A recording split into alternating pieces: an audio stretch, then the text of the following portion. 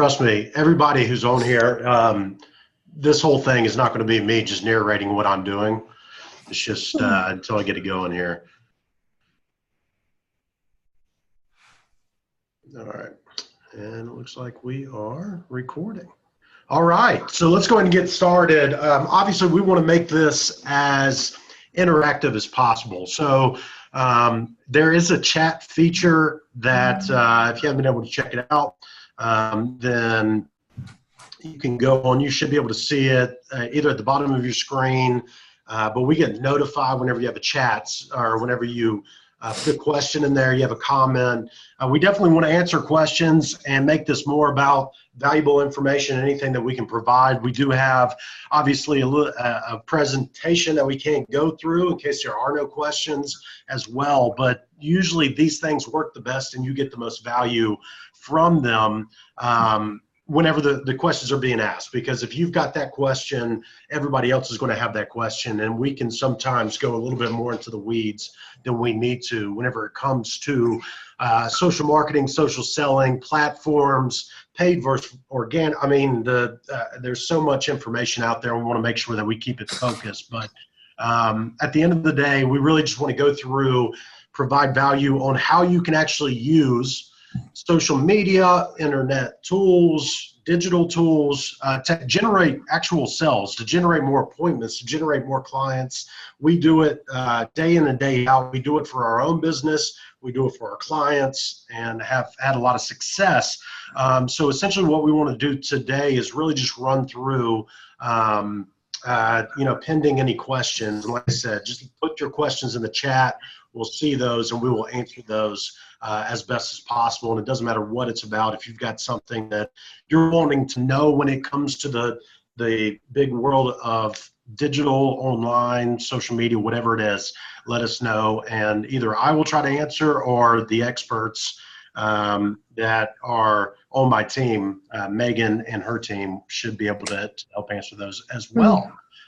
So as you can see here, and hopefully everybody can see my screen, I'm just going to go ahead and go to today's objective is to provide value and over-deliver. That's what we try to do every single time. Show you some exact strategies we use to make money from social media marketing and social selling, and then provide an immediate action plan for methods, platforms, and tools for your business. Now, everybody is at different parts in their journey whenever it comes to marketing. You may just be starting. You may be well established. It works no matter where you're at. It's just what you're capable of doing, whether you have money that you want to put behind marketing, or if you have no money because you're just starting out and you need to just get something going to start generating some opportunities, generating more customers, generating more eyeballs on everything that you're doing. So we want to make sure that we go through that, and that's why the questions are going to be important. So each one of you, the beautiful thing about the webinar aspect is that typically we have a little bit more intimate experience here, so we can really get specific to what it is that you need or what it is that you're wanting to know about these platforms and how to use them for your business. But to give you a quick run through, and I'm not going to go too much over who we are or anything about us, but I do want you to know why you should care about who we are and what we're doing. Obviously, I'm Brandon with Linchpin Sales Interactive. I started the business, I guess it's going on about 3 years now, right, Megan? Yes. It'll be 3 years, I guess, in August.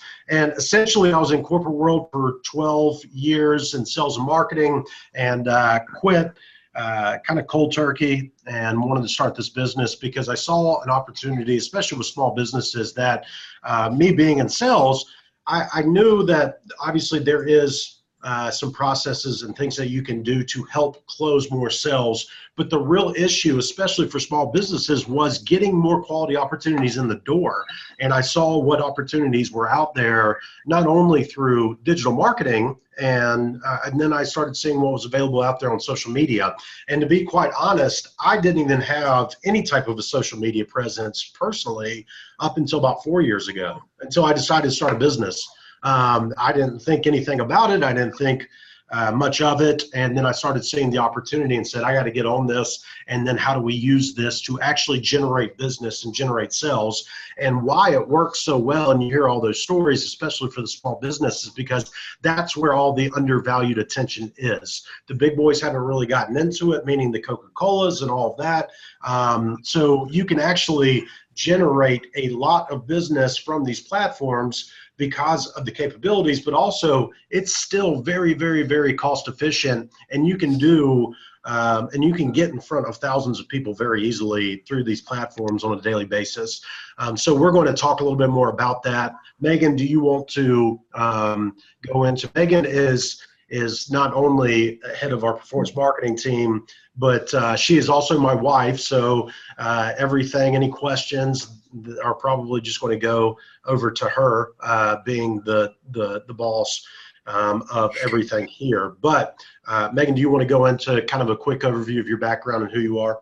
Yeah, just really quickly. So yeah, I really manage the performance marketing team here. So that's the team that is taking our clients that come in and building out the campaigns and optimizing, analyzing, and looking at data. So that's really our specialty. My background previously was in the ad agency world. I worked in digital marketing for about 9 years, and then I moved over to the corporate side to Children's Healthcare of Atlanta and managed the digital marketing department over there for 4 years. So when Brandon started this initiative, I was obviously very intrigued because my whole background and passion is in the implementation of digital strategy. So it was a good fit. And so now we're working together. Awesome. And thank you for doing that.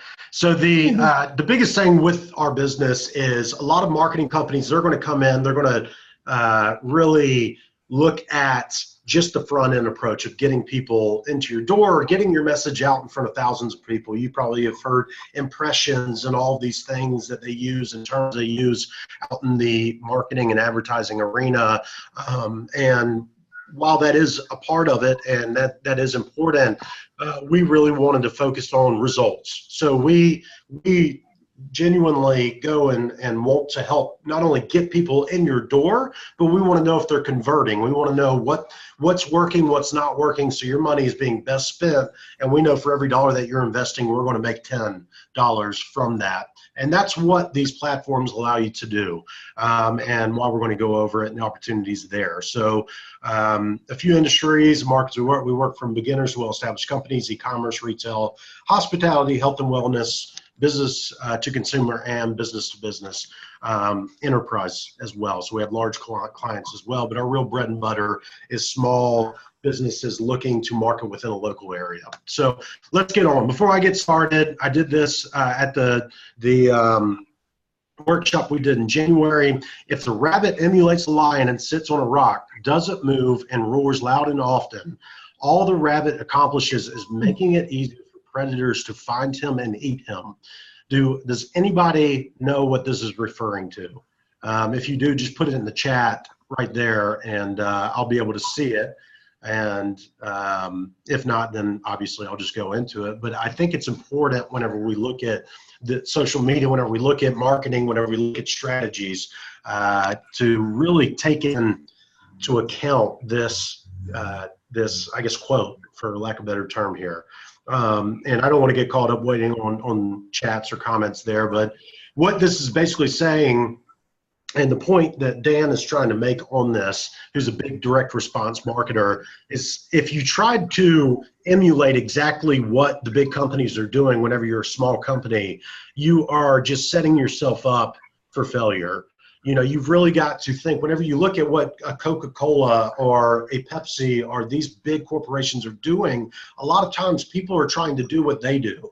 And the thing is that they were not doing what they're doing today whenever they were at the spot that you are at today. So you really got to think about, okay, what were they doing whenever they were first starting out? How did they generate and get to the point to where they are today? Don't try to emulate, don't try to copy what big companies are doing, because that's not what you need to be doing right now. There's very simpler processes and ways to start building your following, start building your audience. So, you know, I've always liked that quote. I like going about it, but just keep in mind that just because these bigger companies are doing it, doesn't mean that you need to be doing it that way or posting that much. So why do businesses buy from certain businesses? Trust and relationship, familiarity with brand. They know what to expect. There's no surprises, good service, good products, solves their problems. This is why people buy from certain people.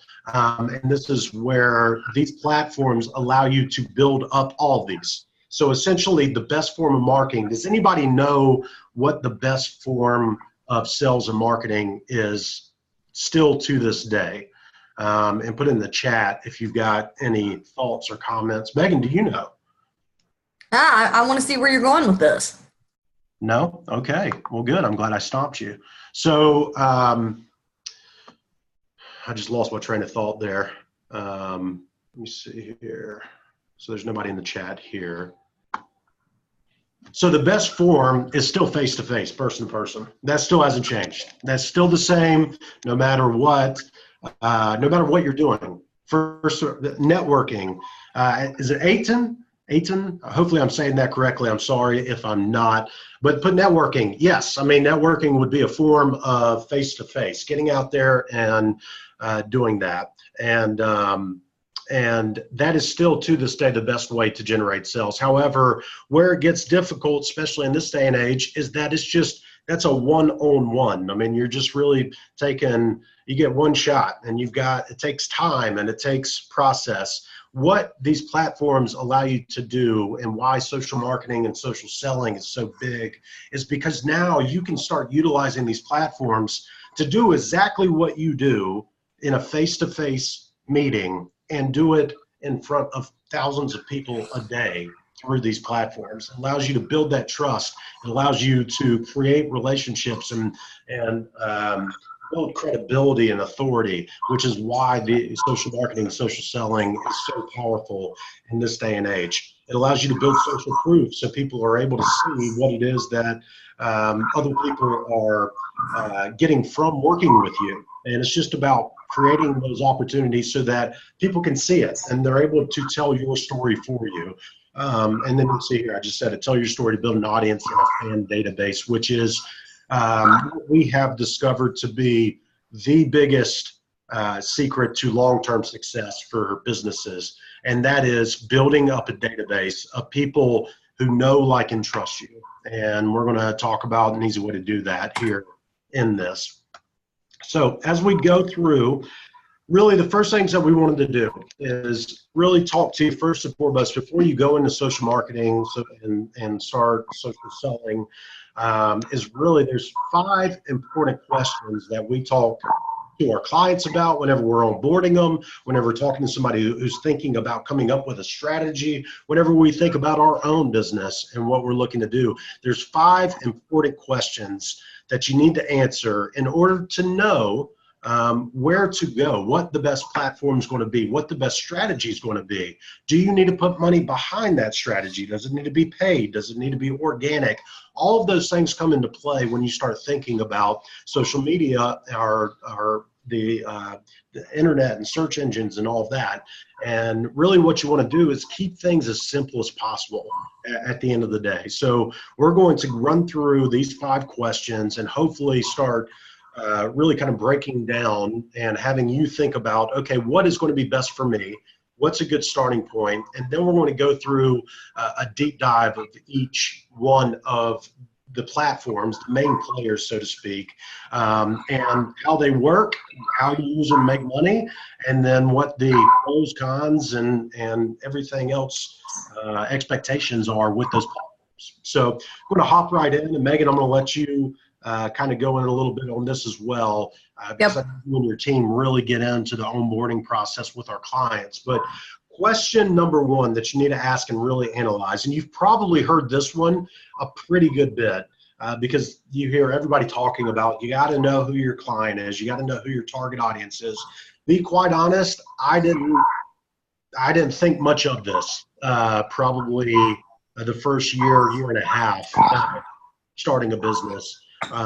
And quite honestly, if I could go back, I would think differently and really kind of dive into this. Now, we're not saying you've got to know the small little details, however that is helpful, but knowing who your ideal, I mean, the demographics of your customers and your ideal audiences. Megan, if you want to kind of go through that onboarding process and question how you explain it to clients and customers. Yeah, so when you're asking yourself this question, who are your ideal clients? And that's kind of an important word too, the ideal client. So, somebody could say, well, my product and service could, benefit multiple people, but really, who is that ideal customer? And it's more than just, my typical buyer is a woman between the ages of 35 and 55, but really understanding their persona. What type of things are they doing? Where do they shop? Are they what types of platforms are they on? Where are they digitally? And you can do this. It'll be surprising, through just simple customer research questions, thinking about your client database, really diving in who is the persona of your ideal client and target audience. So then you can decide where you need to put that message and what that message needs to be. Yeah, and as far as what the ideal client is it some very common ways to look at it. Are your clients typically men or women? Are they typically within certain age ranges? Or do they have young kids? Do they have older kids? Are they empty nesters? Things like that. Do they read certain books? Do they watch certain movies? Do they follow certain influencers? Right. And really understanding that and writing that out. And here's why. Because the reason why social media works, the reason why Facebook works so very well and is still very king whenever it comes to online platforms, is because you can tailor messages to your specific audience. So if you know that your ideal client, your target audience, is a mom that has kids between 2 and 6 and works as well, and I'm trying to think of anything else, Megan, but maybe and likes to cook. and they like to cook, right? You can start to really dial in and understand, okay, this is a majority of my ideal clients don't have a lot of time. However, they love their kids and they want to have more freedom to cook at the end of the day. And so you can start crafting messages that speak directly to them. Because if you're just kind of looking at traditional methods, you couldn't do that. You had to pick one or the other if you were trying to, or you had to go with a very blanketed statement whenever you were out there marketing. The reason why social works so well is that you can put your message out there specifically for moms within that age range and speak to their pain points. One example that I like to use is there's usually a very big distinction between people who love cats and people that love dogs. So if you run a pet store and you're trying to sell a lot of dog products that you have in stock, then you don't want to be putting your ad out in front of people who like cats and don't have dogs. So you want to be able to speak and target those individuals that like dogs, and you're going to be able to speak because they're going to stop whenever it comes to the dogs. However, if they see an ad for a cat food or a cat toy, they're not going to stop because they have no interest in that. So really understanding your audience and who your ideal client is and what they experience on a daily basis. One thing that I have used is I've really gone back, and if you've got a database, if you've been in business for a little while, you've got clients that you've been working with, go back and think about what it was that they were going through whenever they came to you for your product or service.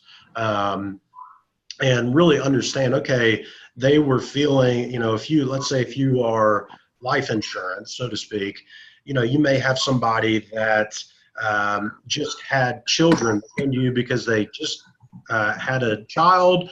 They are looking at different aspects in their life, and they fear that something may happen and they want to make sure that their kid is taken care of. So then you can really start to understand, okay, a lot of people come to me right after they've had a child. So there's a very big common point right there that you can talk to, and you can start crafting stuff around that to speak to that. And so you're really doing an audit of your current company. Wouldn't you say, Megan, that's a good way to really look at it, especially if you've been in business for a little while? Yes, definitely. Like I said, it's not anything you have to do extensive research or pay a lot of money to do market research. Just sit down with your team or whoever has experience with you and just start listing this stuff out. And before long, you'll have a nice persona of things that you can use to get some really detailed targeting. Yeah. And if whenever it comes to B2B, the same type stuff applies. And by B2B, if you're not familiar with that term, is business to business. So, you know, you may sell business to consumer or you may sell business to business, but understanding if you're going after business owners, understanding where they're at in their business and what their frustrations are that have led them, either if they're a current customer that have led them to come and purchase your product or service, or what they may be looking to do. A lot of times in our world, we look at business owners that are looking to grow. They've been around for 18 months or so, 12 to 18 months, maybe even a little bit longer, maybe even a little bit shorter. But they are now ready to, they've kind of hit a wall and they're ready to go to another revenue bracket. And so they need to open up their streams of lead generation and acquiring customers. So we know that. So we can speak to the fact that most of our customers want to grow. So that's going to be a big part of our conversation when we're putting ads out there. So, and just so you guys know, yes, if you have any questions, please put them in the chat. So, oh, Aiden, we've got, I don't know if you meant to put anything in there or not, but so whenever you're looking at, we practice what we preach for our own business. So whenever we talk to you about this, not only do we do this stuff for our customers, but we grow our own business from our own practices as well. So I think that's important for you to take into account when we're going through this. So let's go to question 2. Question 2 are, what are your goals for your ads and marketing campaigns? So when you decide to invest time or money into marketing, into social media, into search engines, you really want to understand first, before you do any of that, you need to understand and want to understand and map out what is it that you want to accomplish, right, Megan? I mean, what, I don't know if you want to talk a little bit about this as well. Yeah, so when we're talking about this, okay, so we know what are your goals for ads. You want to, you know, generate more revenue, grow your business. Like we got that. That's, you know, the ultimate end game. But depending on where you are with your business, your ads and your marketing campaign should have different goals. So let's say you're brand new. You need to be really focused on brand awareness and blanketing the marketplace with, you know, kind of what you do in your name. Let's say you're a little further in the business and you want to use this as, you know, straight lead gen or revenue for an e-commerce product. The nice thing about these digital channels is based on their algorithms, you can do different things. So you could tell a Facebook or an Instagram, hey, I just want to spend my money reaching as many people as possible. Or, hey, I'm at a point in my business where I'm known in the marketplace. What I really need to do now is find the exact right people to generate leads or to generate revenue. So understanding, you know, with yourself or with the agency that you're working with or your partner, where you are in your process. And at the end of the day, what is success for your ad and marketing campaign? Because depending on what your objective is, the whole approach and the platform that you should use is going to be different. For sure. You touched on a lot of good things there. I mean, I think whenever it really comes to this as well, and for example, you know, whenever we're looking at, let's say it's a fitness facility or a membership-based business. So, you know, gyms, they live and die off of new members coming in each and every month on a monthly basis. And in order to grow, they understand that they've got to get a certain amount of new members coming into their facility each month in order to continue growing and hitting the goals they want. So what we help them do, and what you can do as well, and just looking at it from your own standpoint, is, okay, I know that each month I generate $10,000 in revenue, or $5,000 or $1,000 or whatever it is that you're looking at. I generate $1,000. Now, each customer is worth a certain amount to my business. So if, let's just say you have a product or you have a service and the base price for that is $100. That's what somebody spends. They spend it and then they're done. And you don't talk to them again. They may come back later on down the road, but let's just take that $100. You know that you've got to close in order to hit 1,000, you've got to close 10 of those. Well, what we want to do is if we say, okay, well now we're ready to scale. I've gotten to 1,000, so I'm closing 10 a month. But now in order for me to get to where I want to go with my business, I need to go and make it 2,000. Which means we need to find 10 additional customers or members coming in your doors. And so what you're able to do with the online space, using social media, using search engines, is you're able to figure out how much it costs to obtain a new client. And that way you know that if it costs $20 to attain a new client from your marketing spend or from your advertising on these platforms, then at that point, you're able to figure out, okay, I need to invest X number in marketing dollars this month in order to hit that goal. It becomes a very, very scientific and very, very tangible and reportable number that instead of just throwing out, because I think the biggest issue a lot of people have whenever they come into investing in marketing and advertising is it's almost like and it's always been this way, especially in the traditional space. And Megan, stop me if I'm wrong here, but you're just taking money and, hey, give me $2,000 if you're going to do a TV commercial. They say, give me $2,000. We're going to put you in front of 10,000 people. And it's kind of like, okay, great. But you're at the mercy of hoping that every single one of those people are watching and they're actually interested in what you have to offer. So you don't know. There's really no science to it. There's no predictability. With these platforms, you're able to get predictable. You're able to put your message out in front of people that are actually interested in what you have to offer. And these platforms allow you then to get back in front of them and stay in front of them to build your brand and then continue to build that relationship until they're ready to purchase. So really understanding your goals. And Megan, go ahead. I would just add in that that's all exactly right. But knowing that depending on what phase you are in your marketing campaign, we've heard a lot of times from people, hey, I spent $100 on a Facebook ad and it didn't work. Facebook doesn't work for me. Well, you got to think about, and they were brand new to the space. So you've got to sit down and think about what your goals are based on where you are in the process, because it can take a little bit of time for the algorithm to build up, and then you're ready to scale. So understand at the beginning, if you're brand new, you might want to be more awareness related, and you can get awareness for a very good cost-effective price on these digital platforms, and then you convert into being more revenue driven or lead driven. So just knowing where you are in your business to understand what you need your ad and marketing campaigns to do. Yeah, and I probably should ask this before. Anybody in here, is anybody that is on right now, have you run any type of ad on any platform online? It doesn't have to be Facebook or Google. Do you have any experience in running ads online? Are you currently doing anything on social media right now, LinkedIn as well? So Aiden says Facebook or Google. Yes to Facebook. So Aiden, and I apologize if I'm not saying that correctly, but did you see success in those whenever you ran those?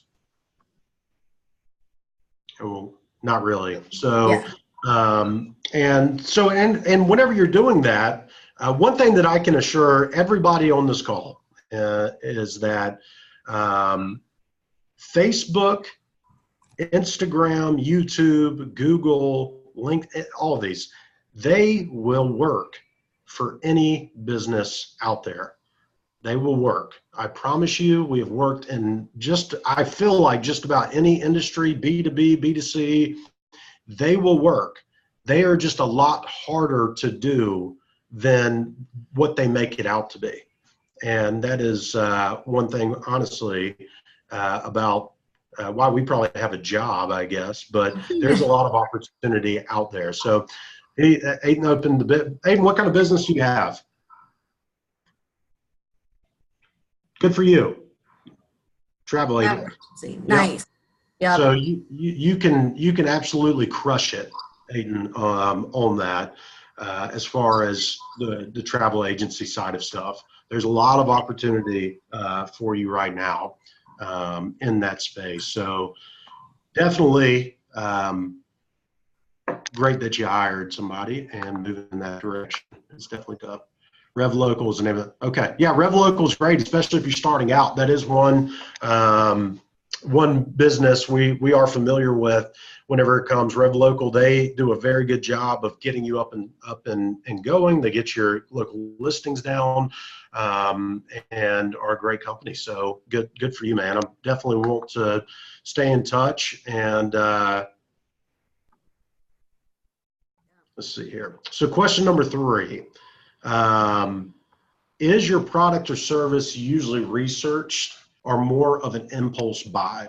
Megan, do you want to kind of go into this a little bit more? Because I know this is one of your hot spots here. Yes. So, I mean, the question is pretty straightforward, right? Is your product or service something that people are usually, going on Google, researching, trying to, find the right service or the right product? Or is it something that's an impulse buy, right? They might see it once, maybe they have to see it 2 or 3 times, but, it's probably something that's on a lower price point, talking, $25 to $100, and, is something, we see a lot of this in retail, e-commerce, that sort of space. Or is it something that people will search for? And the reason this is really important, so talking to a customer the other day, and he's a roofer. He does roofing, and he was really all like, I know that I need to be generating leads, and I want to do it on Facebook. And, we'll get into the different platforms later. And, my question was, hey, absolutely, Facebook could be a great place for you retargeting and to getting your message out to the local market. But have you thought about Google? Because Google, where people are, it's intent based. People are searching for something. Typically, if I need a new roof, I'm probably, because that's a high purchase value, I'm going to research it, try to find the right people. So Google is a good place to be. It's less likely that I'm scrolling through Instagram or Facebook, see an ad for a new roof, and it's like, you're right, I need to go buy a roof right now. And it's still, you can, and we'll get into how you can use a combo of these platforms to blanket the marketplace, but also make sure that you're reaching the right people. But that's why that's important. So you can figure out people act differently on these different platforms. Facebook is browsing and news. Instagram is very visual and graphic. Google is where people are searching and doing a lot of research. So understanding what type of product you have, and if it's research or an impulse buy, kind of help you decide where to put the bulk of your money and how to kind of spread your budget out. Yep, and we'll go into, I want to be mindful of time here, so we'll go into a little bit more of each platform, a quick overview of each platform, really what to expect, expectations and all of that. But knowing how people buy your product or service is extremely important when really trying to figure out what you need to do from a social selling or social marketing standpoint. So, question number 4, what is the typical sales cycle for your customers? This kind of goes back to the impulse buy. Is it transactional? Are people able to go on? Do they make those decisions pretty quickly? Or is it a cycle that takes months, maybe even a year or 2? What kind of cycle do you have in your sales process? And then that's going to dictate how you set up your campaigns, because you really are how you set up the information that you're putting out there on your social media platforms and on Google or YouTube or things of that nature.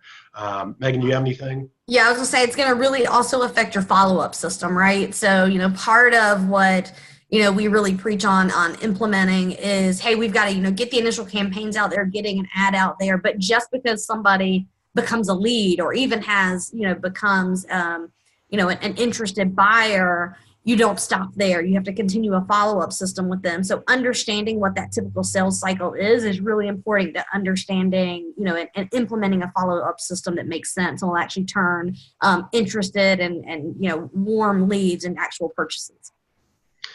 And also understanding how much you need to invest, or can you do it organically? Is it going to be All of that comes into play whenever you start thinking about sales cycles and how they go about purchasing your product or service.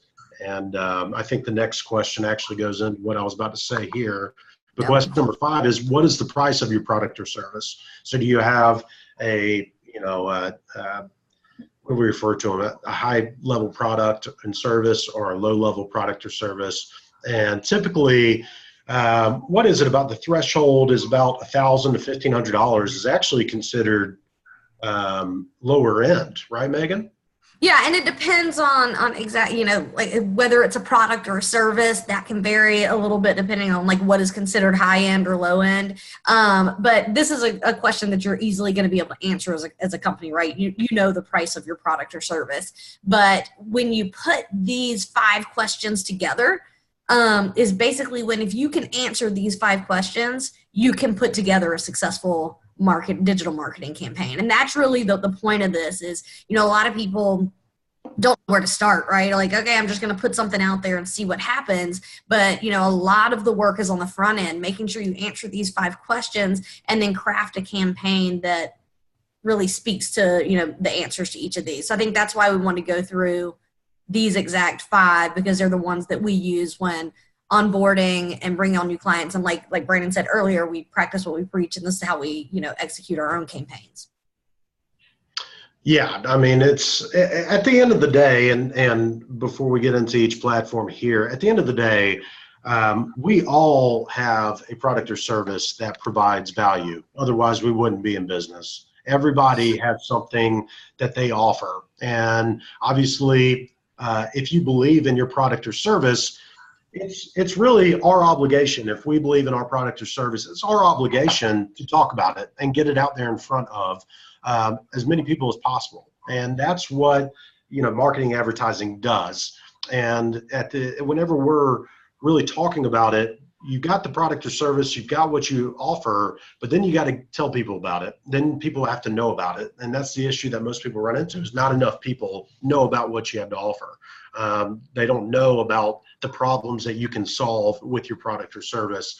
And that's all at the end of the day we are trying to do. There's just different ways to do that, because people get caught up in the social media hype and the internet hype and all these stories of people having success overnight and this, that. And I'm telling you, it's just not happening that way. And so, and I can assure you, if it was, then we would be in a whole different spot in our business, because it's just not that easy. And it takes time, and a lot of that does depend on what strategy you have in place. And just because a lot of people are talking about Facebook, and yes, Facebook is phenomenal, doesn't necessarily mean that's where you need to put your money, or it doesn't necessarily mean that that's where exactly you need to put your time. But any of these platforms you're going to want to take advantage of right now, while you still can turn really big ROI on these platforms. So I saw somebody had raised their hand here. Yeah, I guess before we get into the platforms, does anybody, we can take, does anybody have any questions just about those 5 questions that we just went through before we kind of do a brief overview of the platforms and why those questions matter when choosing your marketing mix? Yeah, I'll come around with it. Let's see. I'm going to see if, Andrea, if you won't, I've got you unmuted if you wanted to ask a question right now. I saw where you'd raised your hand. If not, no big deal. All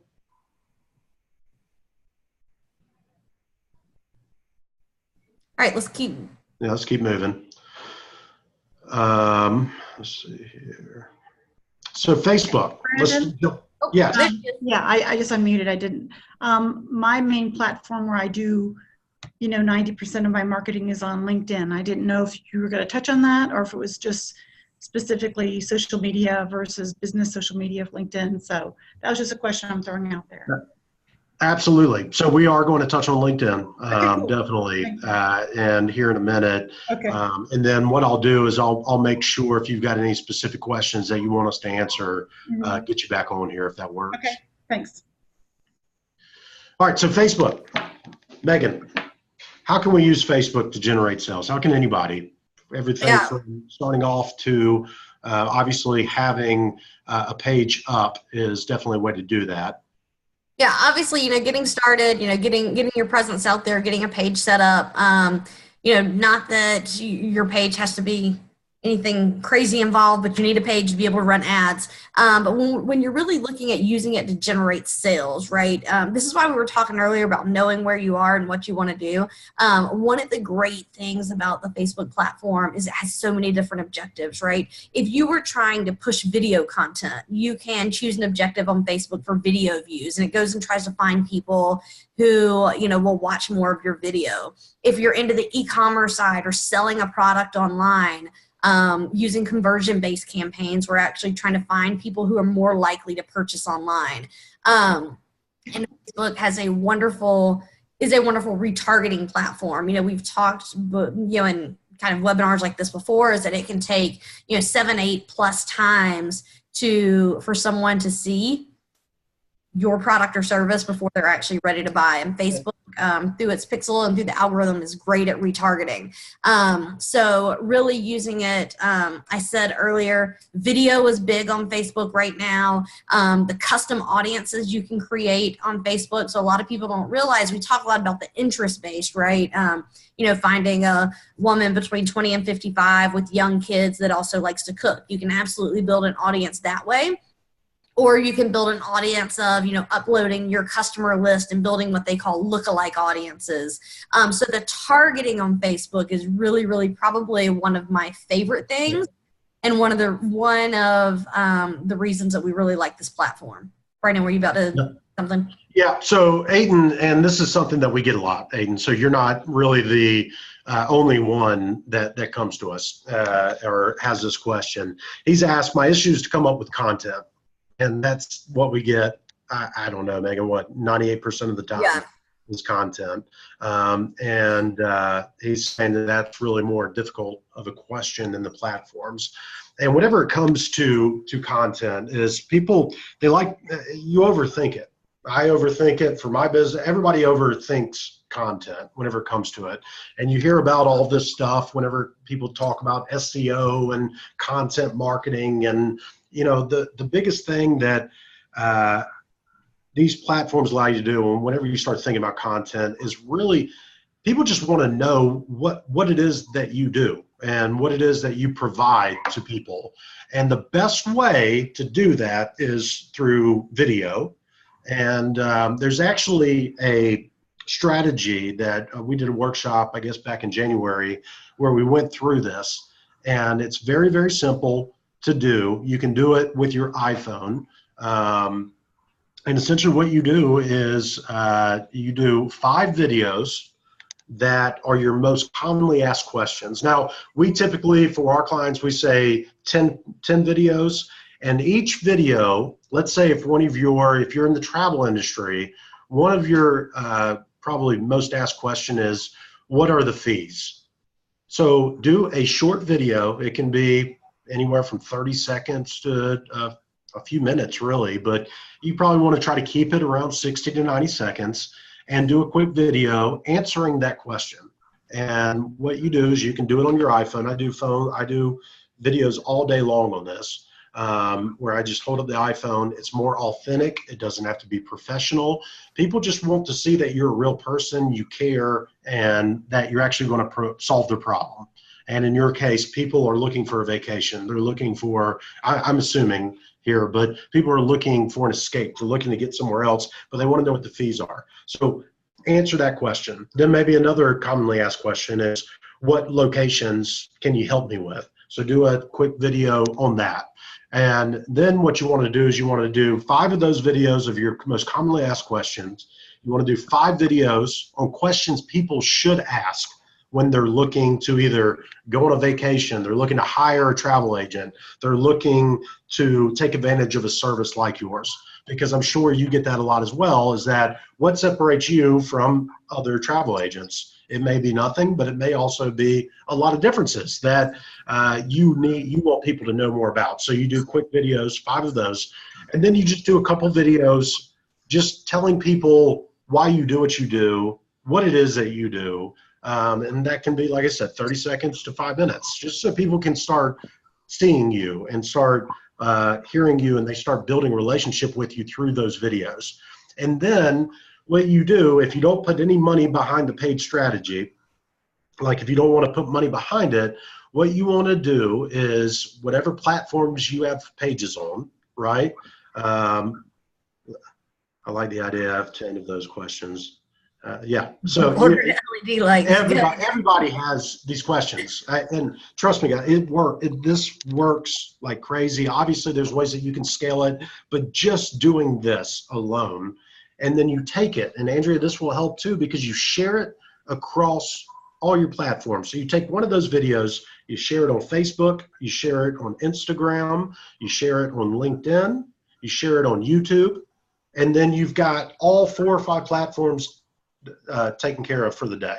The algorithm, if you're not putting money behind it, obviously that's where you're going to want to think about putting a little bit of money behind, even if it's just $1 a day, in order to guarantee people will see it.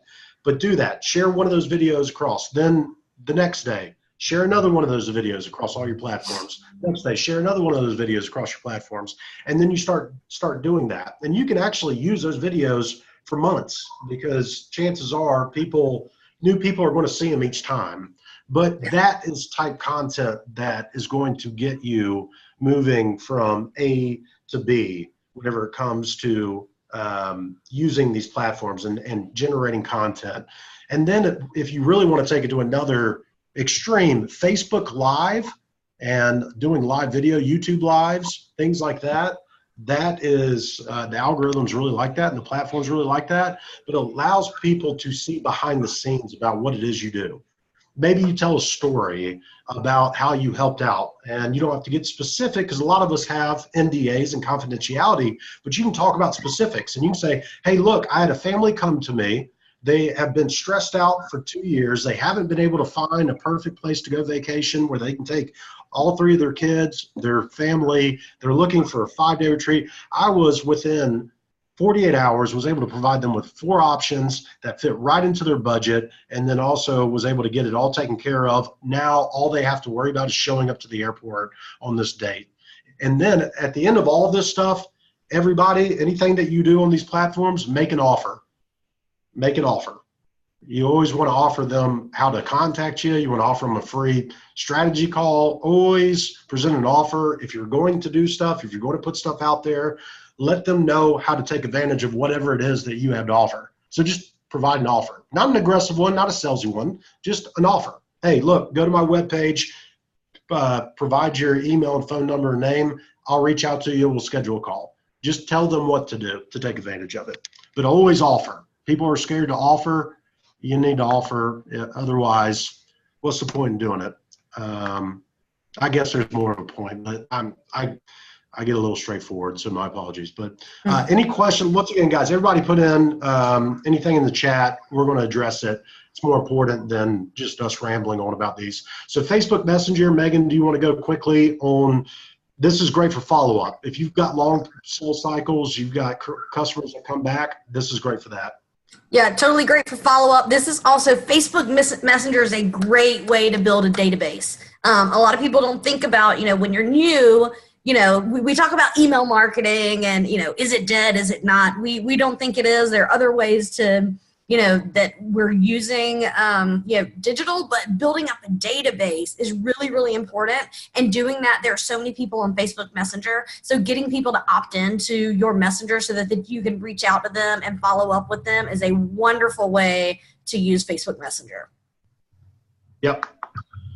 And trying to get Instagram, the way to think about Instagram is it's the new glam. Am I saying that right, Megan? Glam magazine. It's the digital magazine, right? It's pretty. It looks nice. One thing to point out: Instagram, from an organic standpoint, still works really well. A lot of the other, Facebook, some of the others, hear the pay to play. Instagram, with the right strategy in place, you can still get a really good organic following.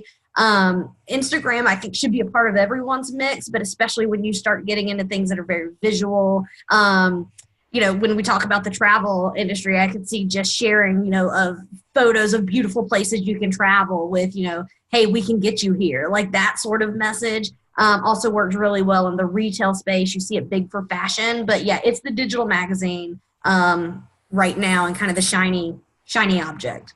Yeah. And I think it's going to replace Facebook in the coming years as far as like which is why Facebook bought them. Well, of course. Or why it's all a part of one another. Yes. So any questions, once again, put them in the chat. Let me get back real quick. Google, completely different animal from a Facebook or an Instagram, mainly because it is search intent and search based. So you're going to get a lot quicker results from Google. The issue with whenever you're marketing on Google is that it's more competitive, so it can cost a little bit more, and you're going to have to invest more in order to get the return that you want to get on it. But Google is extremely effective, especially if your buyers typically find you after they have already been aware of a problem. So let's say they have a leak in their house, then they need somebody who can mediate that, and they go and they research it.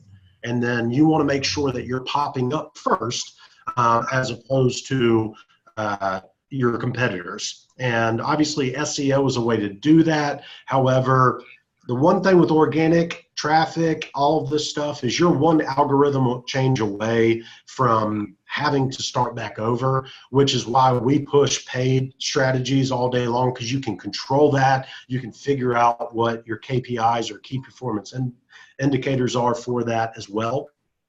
And it's just a lot more controllable, consistent, predictable to know exactly what you need to invest in order to get a certain amount out of your marketing. YouTube, love YouTube. Megan, if you want to talk about this real quick. But yeah, those videos that I was telling you about, another great platform, and you can get people to view them for cheap. Megan, what kind of stats do we see on that? We're typically seeing like 2 to 3 cent views on YouTube, which is great. So when you think about a point in your business where you've got some good video content and you're trying to get it out there and kind of blanket the marketplace and your audience with that video content, you can do it very, very cheaply on YouTube. You can use it as a direct sale and a conversion tool, or you can use it as a brand awareness tool in place of something like TV. Yep. So LinkedIn, Andrea. So this is obviously a big hot button for a lot of people. Andrea, I want to ask you one question if you don't mind coming back on. I'm going to unmute you real quick. What are you currently doing? Are you doing paid ads or more organic on LinkedIn? Organic.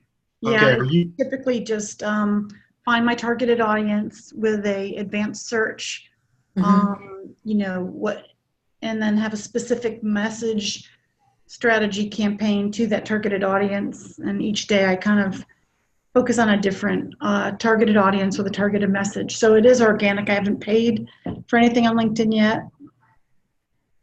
Gotcha. Okay, perfect. So LinkedIn is still one platform that, it is, years ago, there wasn't much happening. They've made a lot of move from a paid standpoint, if you ever get to that point. But LinkedIn, you still have a lot of organic opportunity, big time. And that's why it has been one of those that, as I continue to test, and I continue to, because I test everything out before we go and tell clients to do it and all that. So one thing that I've noticed is LinkedIn, using the same type strategies that you would on a Facebook or on any of these other platforms, gets a lot more viewership for free.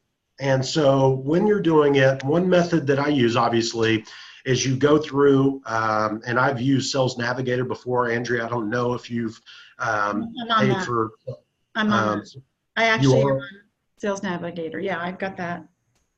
Awesome. So that's a great tool. One thing that has worked very well whenever it comes to LinkedIn and finding your target audience, obviously you go there, you connect with them.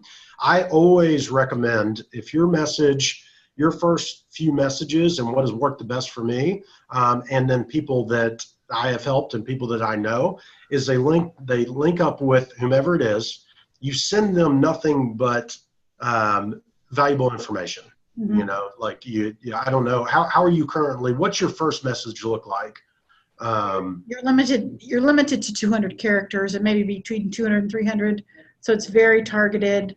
It speaks to, oh, you're in, you're looking for, you're a transportation company. Are you looking for a mobile app? We've made mobile apps for other transportation companies, and you link your name and a YouTube of that mobile app. And then it's just that. So they get like one paragraph, one YouTube that actually opens up. They can actually hyperlink it and my name and the company. So pretty simple. And then they come back, are not limited to characters. So you come back with a kind of expanded message to try to take it to the next level. Got it. Got it. So the biggest thing that I see with LinkedIn is obviously a lot of sales reps or sales professionals and all of that. They have taken over a lot of the messaging to be very spammy. And so that has kind of saturated the messenger side of stuff a little bit. I don't know if you're having a lot of success. I say keep up doing what you're doing. But people, whenever they go in, they link up with you, and then they're hitting you with, hey, I can help you with this, or I got this for you, I've got this for you, or we've got this product that helps you to, and then it just goes on deaf ears at that point. And so when you take a different approach of, hey, look, I work within your industry. This is whenever I reach out to somebody that could be a good connection, reach out to them cold, maybe they're a second or third connection, reach out to them, say, hey, I work within your industry. I love your brand, would love to connect if you're open to it. And then there you go, you link up to them, and then you kind of drop in, you see stuff that they post, you comment on it. You just comment on their post and you stay top of mind. Yeah. You know, it's not really a go straight for it play is what I've seen work best for me. Okay. Sorry, go ahead. No, I was just saying, okay, I never thought of using that strategy. I've done, I promoted a wellness consulting business that I had on Facebook, and the organization that I was a part of gave that strategy for Facebook on how to do it, where you're liking all the people and you're continuing to make little comments and you're kind of just building that rapport. So I never thought about using that strategy on Facebook. I'm on LinkedIn as well. Yes. Yeah. Okay. Take it over. This is yeah. I mean, yes, do that. Nurture that relationship just as if you were cold calling. I mean, if anybody on here has gone through and had to do cold calling before in the past, when you walked into a business and you went in, very rarely were you booking a meeting or a call or anything on that first appointment. Mm-hmm. And then it took multiple times of just touch points. Mm-hmm. And staying in front of them in order for them to actually consider even listening to you. Okay. It's no different on any platform, anything that you're doing on this is that, but the exception is that instead of having to cold call and you can only do 10 a day or 20 a day on LinkedIn or these platforms, you can get hundreds, thousands a day.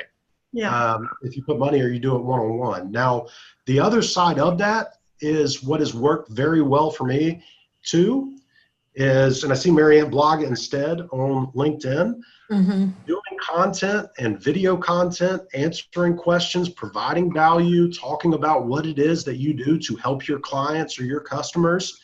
These people that you're connected with, because you get great organic reach on LinkedIn, those things get seen.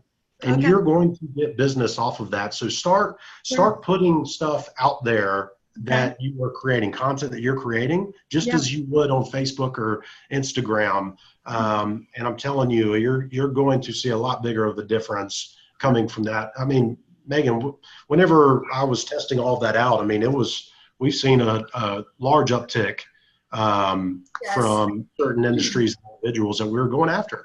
So I know it works, and I wouldn't be telling you if I didn't, but try that. And videos right now on LinkedIn, crushing it.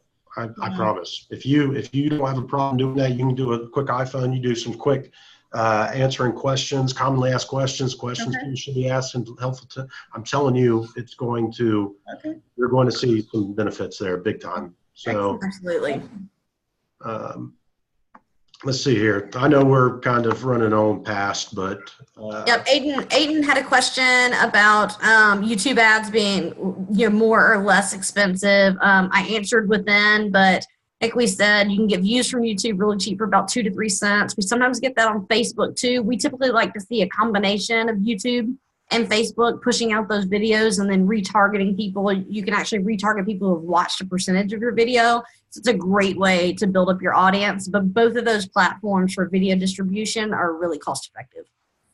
yeah, and I think it also too comes back, Aiden, to what you're ultimately wanting out of your marketing. Like, what are you trying to do? Are you trying more of, you're just really trying to get your message out there? Are you trying to drive people in to schedule appointments? What it is that you're looking to do to really understand which one's going to be more cost efficient. And at the end of the day, cheaper may not be the best way to kind of look at it, at least in my opinion. It's more about what's going to get you a bigger return on your investment. Yeah. If Google AdWords, if you have to go and invest, I'm just throwing something, but if you have to go and invest $2,000 in Google AdWords, but you make $10,000 out of it, as opposed to spending $1,000 on Facebook to make $3,000, well, you can kind of see where I'd rather go on that. Yeah, on the surface, you're like, well, I got to invest $1,000 more, but you're going to make 5 times more, or whatever that is, 2 times more, or anything. Yeah, but I think it all goes back to why we started with those 5 questions, because you just responded brand recognition first, then traffic. So knowing where you are and what you're looking for will drastically shift where you need to be. So that's why those 5 questions up front are so important to answer. So then you can say, all right, here's what my campaign needs to look like now. Here's what it might look like 90 days from now.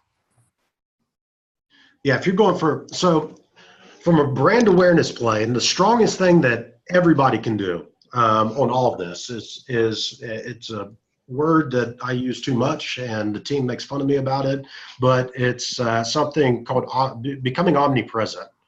And really, whenever you are marketing, so that first marketing, so you're going out there and you're getting in front of people who have no clue who you are. They don't know anything. They don't know you exist.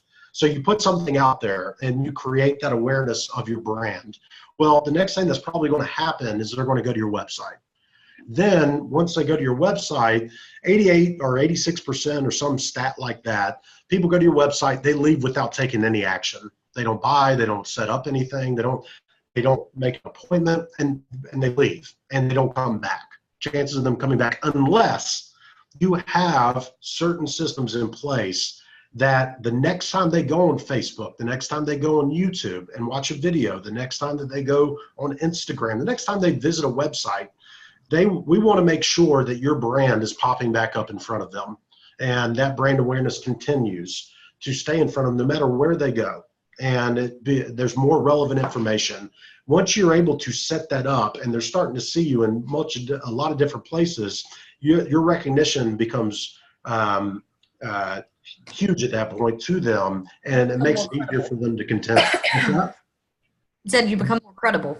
Yeah, you become credible, and then you keep pushing them back to your site, and they warm up just a little bit more. If you're doing videos and you're getting those back in front of them, which obviously on YouTube you would be, that's going to be even faster, because they're going to see you looking right into the camera as if you were sitting right in front of them, talking to them, and they're going to build that relationship faster, which means they're going to take action and buy or schedule an appointment or whatever it is that you're trying to do, which is why we push video a lot. So, yeah, and being a brick and mortar business, this it still works. Like, even if we do a lot of people who are doing online sales, but also local, where people are you just need people to get in the door. So start with that brand awareness, make sure they know where you are. I'm sure you still kind of have a website presence so that you can pixel and put certain tracking on the site so that you can retarget those people. But then at the end of the day, for a brick and mortar business, you're trying to get them to actually come in the door and see you.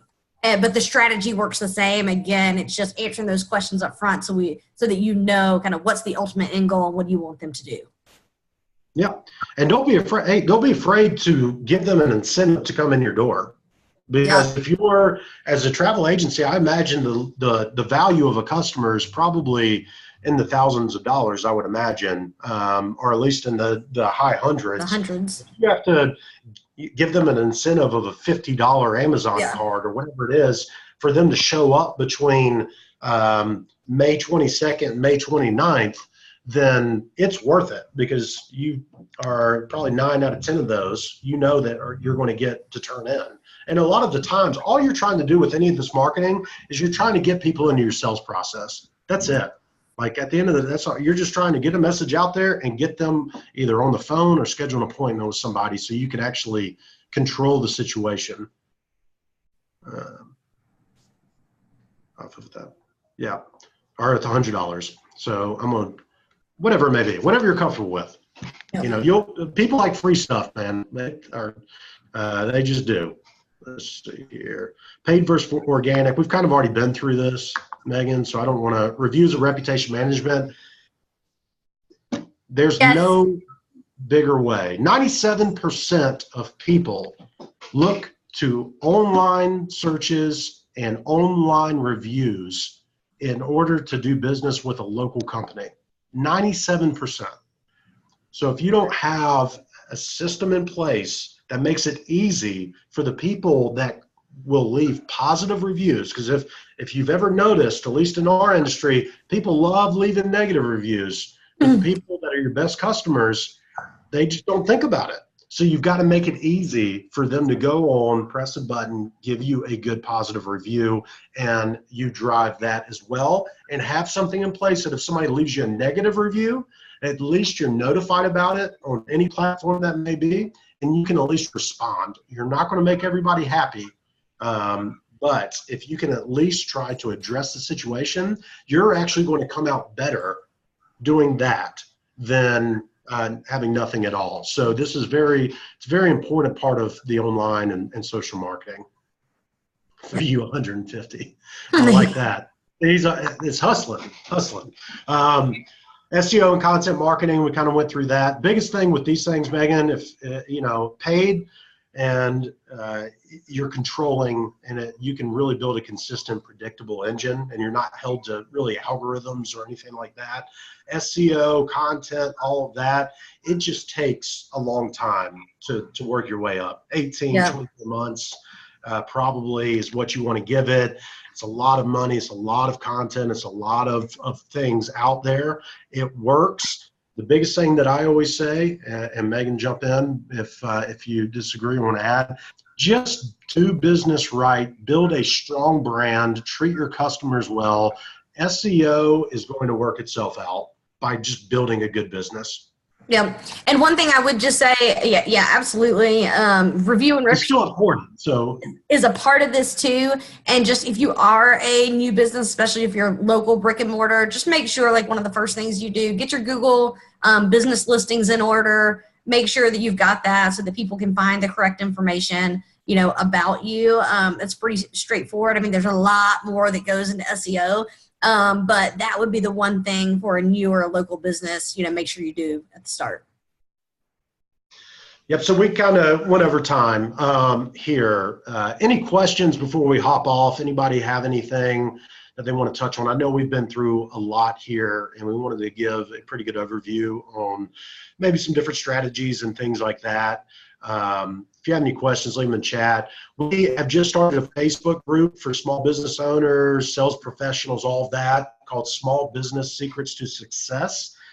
Please go on there, join it. We'd love to have you all. It's all about small business owners, representatives who are looking just to succeed, learning from each other, sharing different things. We go on there live. Our team's there with full access. There's business owners and ways that we are going to share best practices. So you can always do that. Hop in there.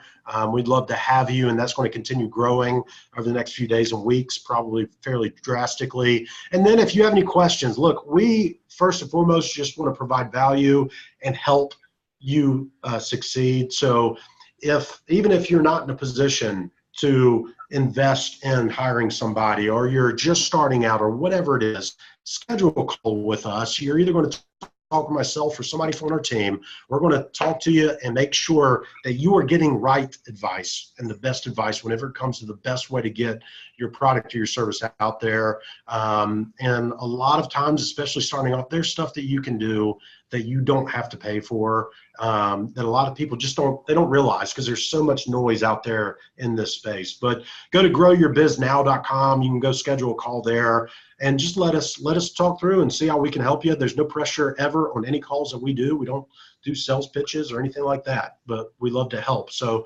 Megan, do you have anything you want to end with, or No, thanks for all the great questions and the commentary. We love that. So thank you to everyone here.